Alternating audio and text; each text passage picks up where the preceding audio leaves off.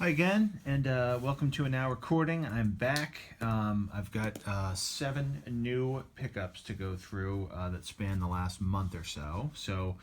I wanted to go over these real quick. So full disclosure, in a few months, at least the new pickup videos will probably be a little bit slower in coming, and the reason for that is that my wife and I are expecting. So I would imagine that the money will be a little bit tighter than it is right at the moment. So we'll see. I mean, maybe I can still collect on the cheap. But new albums, which I think all of these actually are, will probably be a little bit slower, fewer and further between. So I'll keep you guys posted on that. But I do have some to go over right now, and you'll probably just see more of the collection videos for a little while, which hopefully you guys like. Feel free to leave a comment. I do appreciate getting those and knowing that people are interested. So do feel free to do that. So I wanted to dive into this week's, just the pickups for this video, and we're looking at Steve Earle and the Dukes, Exit Zero.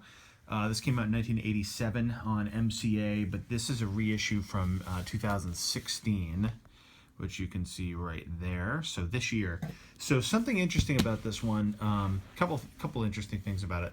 I found this in the sale vinyl bin at Newbury Comics, and I used to look through that and never see anything that I even knew what it was.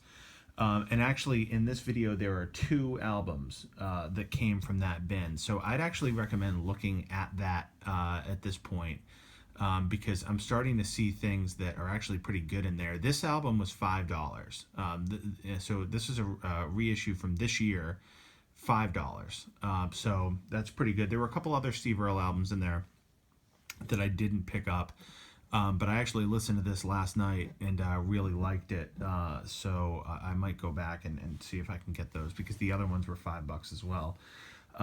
Steve Earle is one of the he's kind of like a country singer, but more of like a rock and roll kind of edge to him. I'd liken him to like a Springsteen or a Mellencamp kind of sound.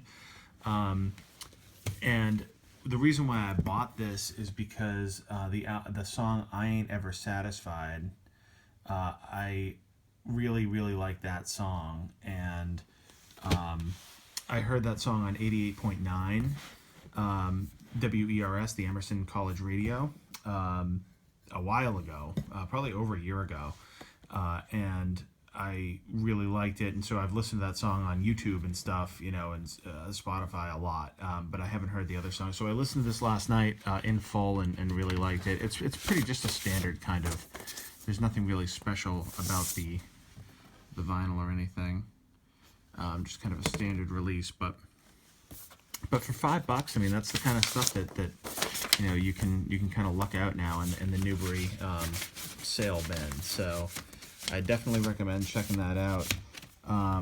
So just in terms of chart stuff, this went to number 90 on the Billboard 287, number 15 on the Billboard Country chart, and this is not. I'm not the biggest fan of country music, but when I say country music, I'm more talking about the contemporary country, radio-friendly country, like a Miranda Lambert or like Jason Aldean or Blake Shelton. I'm not really into that stuff. This has more of an edge to it. I would really only barely even call it country.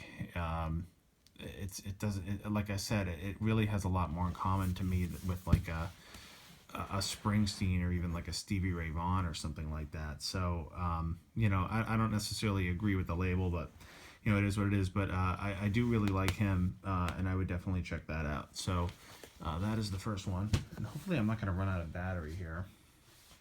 If I do, you'll get a cut. So number 2 is this is Local Natives. This is Gorilla Manor, released in 2010 on French Kiss Records.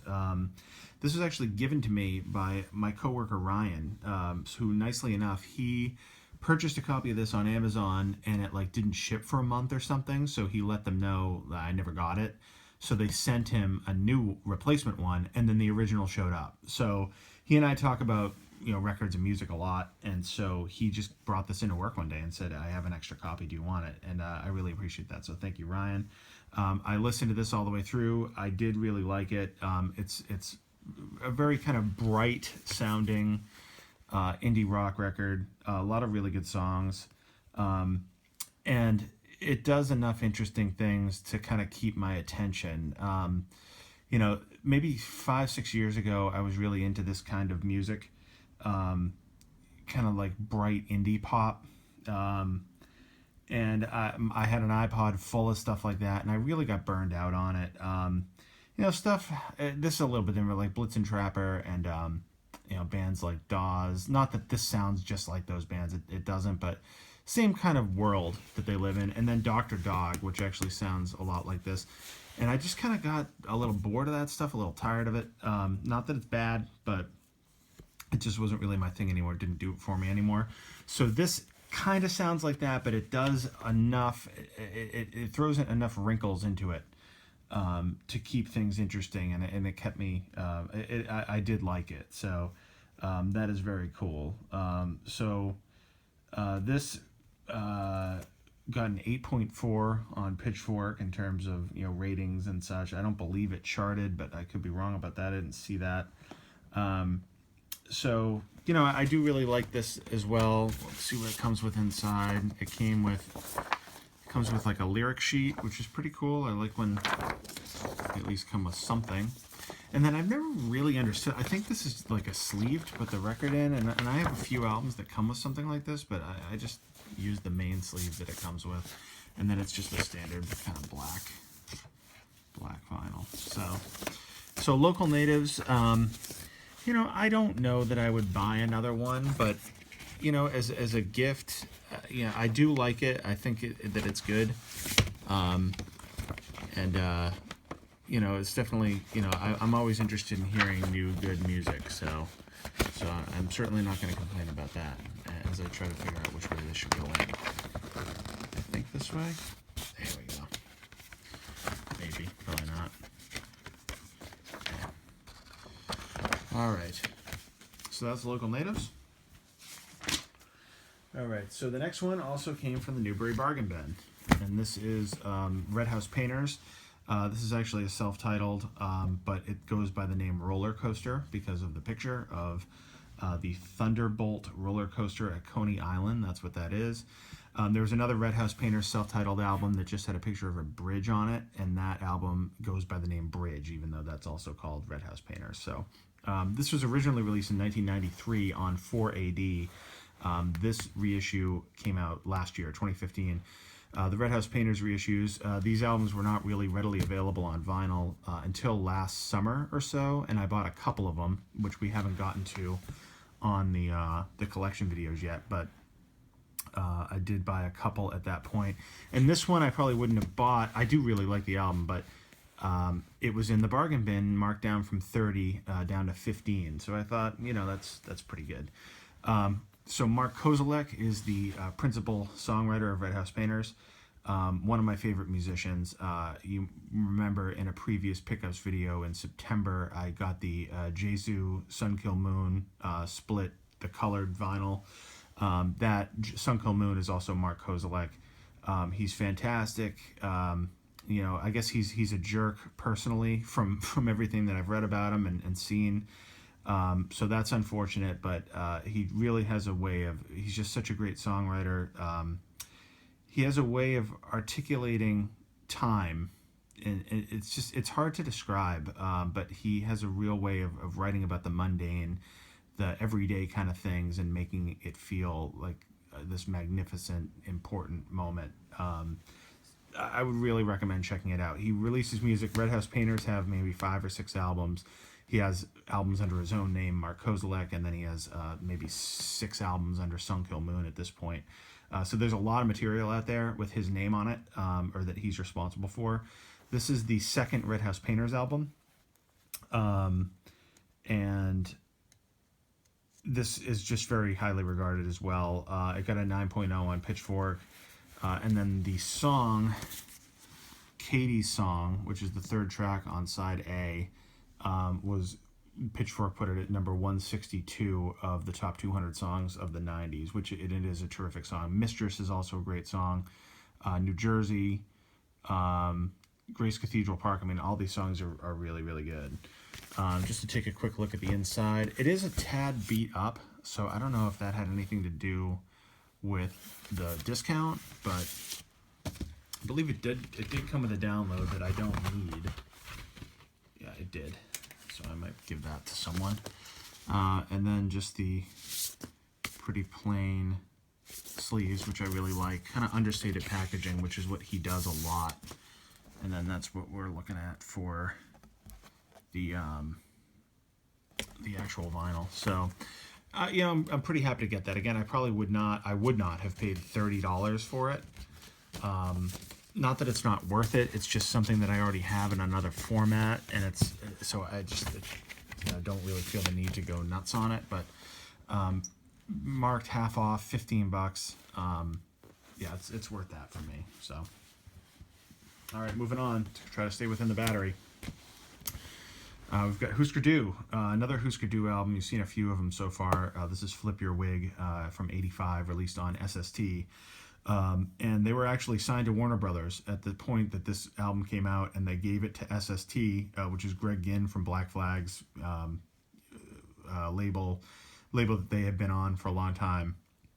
Even though there was a lot of acrimony between Whoscore Du and SST, they gave it to SST as a kind of a thank you for, kind of, bringing them up and all of that. So even though they were signed to a major label at this point. So they had 2 more albums after this one that were released on Warner Brothers before they split up.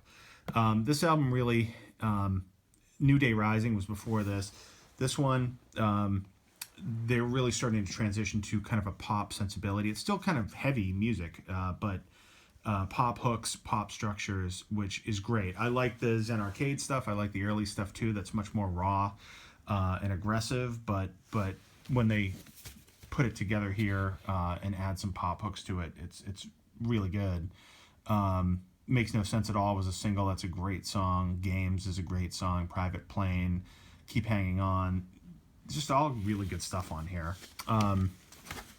This went to number 1 on the UK indie chart. I don't believe it charted in the US. So just kind of a standard black vinyl. And it's really, you guys have seen from the first pickup video I did where I showed New Day Rising and then Zen Arcade a few months ago, it really has been a pleasure getting into these guys. I just got a 10% warning on my battery, so but it's been a pleasure getting into these guys. It's been thoroughly enjoyable. I really, really like them now. I'm getting into Bob Mold's, who was one half of the songwriting combo for Whoscore Du. I'm getting into his solo work. So just, it's really been a lot of fun. So Whoscore Du, Flip Your Wig. Can't recommend this enough. Can't recommend them enough, really. All right, let's move on. Here we have Mission of Burma. This is Signals, Calls, and Marches. This was an EP released in 1981 on Ace of Hearts Records, which was, I guess, a local Boston area record label. That's where they're from. This is a reissue that was released in 2010 on Matador. Kind of an art punk, post-punk band. So not straightforward punk rock, kind of a little bit of a post-punk group. Really, really good stuff. This did not, the label said it came with a download and there was no download inside. I actually emailed the Matador people, customer service, and they emailed me a download code, which is very nice of them. They did that right away, so that's really cool. And this is just another example, I've heard good things about them. I did know the song, That's When I Reach for My Revolver. I think I knew it because Moby did a cover version in like 1996 that was on the radio a lot. So I'm pretty sure that's how I knew the song. But that's a great song. Academy Fight Song is a great song. It's just, I just wanted to take another chance. This is where music gets exciting for me, is like, let's just try this out. Let's see how it goes. And, when you're pleasantly surprised, not that I was surprised that this was going to be good because people have said it's good, but, it's just here's another avenue I can go down, here's another band that I like. It's fun to kind of bring that stuff into the fold. and this is another example of that.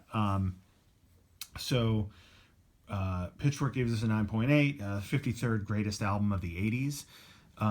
And it's just very, very highly regarded. So I definitely recommend it. And what's funny, I was just away for a work conference, and a guy I work with apparently played in a band with the lead singer of this group, Roger Miller. So it was kind of cool to get a little bit of a personal connection to the band. I was just telling him I had just purchased this. So, Mission to Burma, Signals, Calls, and Marches. Okay. Oh, you know what? Let me just show you what it looks like on the inside. It's pretty cool. It's just black, but the label, the Ace of Hearts label. So this is a defunct record label, I believe, but Matador kept it to look the same way that it did when it was originally released. So that's really cool that they did that. I really like that. It's unique. Okay. So now we have this Gang Starr, Moment of Truth. It's a rap classic. It was released on the Respect the Classics label, so a lot of the key rap albums from the mid to late 90s and early 2000s are released on, it's not a record label, but it's Respect the Classics. You'll see a big sticker on it. It was originally released in 1998 on New Tribe and Virgin Records, and this is a reissue from 2015. This is just a monolithic album. This is just an amazing, amazing album. It's dense. There's a lot going on it. It's, I believe it's 6 sides. Yeah, it is. It's 3 discs, 6 sides. Gang Starr is made up of Guru and Premier. Guru is the rapper, just such a professional, smooth, just such a terrific rapper. And then Premier does the beats, and he's unparalleled as well. I mean, it's really just an amazing combination. And just, you know, my friend Mike, growing up, my friends Mike, Kevin, and Chris, when I was in high school, they really introduced me to rap music and beyond just what was on the radio. And they showed me stuff like Gang Starr and Common and Mos Def and Talib Kweli and Master Ace and all this stuff. And I never really lost that stuff. You know, we listened to it all the time, and I still just have such an appreciation for it. And it's just such a fun and great genre of music, you know. My dog's right outside. She agrees. So, you know, it's just terrific. You Know My Steez is great. I think that was released as a single. Robin Hood Theory, Work, Above the Clouds is fantastic. Moment of Truth is great. The Militia, She Knows What She Wants, Betrayal. I mean, there's so many good songs on this. This hit number 6 in the U.S. and number 1 on the hip hop and R&B charts. And just to show you real quick, I don't think there's anything too crazy about the vinyl, but it's black, and that's kind of what it looks like there. As Millie goes nuts outside, and I don't think it. Oh, it came with this, so it came with a picture of them. So that's cool. All right, and now the last one, and hopefully I can get this in before the battery dies, is this. This is The Dirty South by Drive-By Truckers, released originally in 2004 on New West. And this is a reissue that came out just recently from Newbury Comics. This is a limited run, 300 copy run, and it's a colored, so it is, we see here, blue, and then we see on the other side it is orange, and I really am just a sucker for this stuff. Newbury Comics, it's so fun that you know, to have a record store like that that's right here, that releases these kinds of colored limited edition albums, just because it just adds another wrinkle. It's another fun collectible. I love this album. Probably wouldn't have bought this album if it wasn't colored, just because that just makes it that much more appealing to me. It just does. I'm a sucker for it. I'm sorry, but you know, it really does. And it's a great album, nonetheless. I'm happy to have it. It's a concept album about the South and you know, the Southern living, and they are very progressive, kind of liberal Southerners, and kind of what that, you know, is like for them, and what that means, you know, considering that that's generally not the way the South is. So it's very interesting to kind of get that perspective, and they tell it through stories on this album. It hit number 147 at the time it came out. Number 5 on the Heat Seeker chart, number 14 on the Independent chart. But you saw just recently with a recent pickup video where I got the newest album, American Band. But this is their heyday. This is a terrific album. Some songs that I would recommend checking out. I mean, all of them, but Putting People on the Moon, Danko Manual, Boys from Alabama, Never Gonna Change, Goddamn Lonely Love. Those are all amazing songs. So pretty good haul.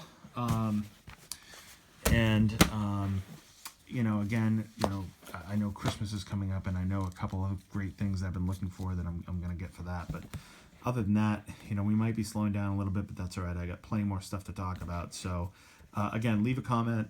I'd love to connect with you if you watch this, and reach out, leave a message, and I'll be happy to chat with you, or any recommendations or anything that you have. So until then, talk to you soon. Bye.